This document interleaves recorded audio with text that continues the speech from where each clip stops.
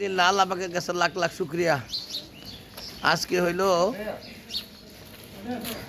3 জিনিসের দিকে তাকাইলে আল্লাহ পাক রব্বুল আলামিন নেকি লিখতেই থাকে, বলেন সুবহানাল্লাহ। সুবহানাল্লাহ। 3 জিনিস হইল, 1 নাম্বার হইল আল্লাহ পাক রব্বুল আলামিনের কোরআনের দিকে তাকাই থাকবেন।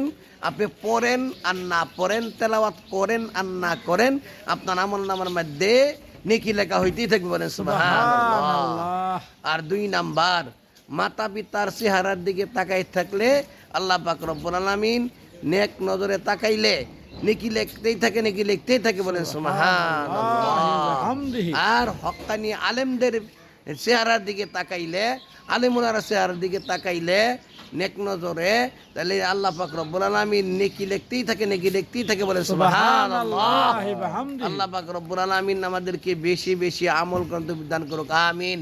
আসসালামু আলাইকুম ওয়া রাহমাতুল্লাহি ওয়া বারাকাতুহু। ওয়ালাইকুম আসসালাম ওয়া রাহমাতুল্লাহি ওয়া বারাকাতুহু।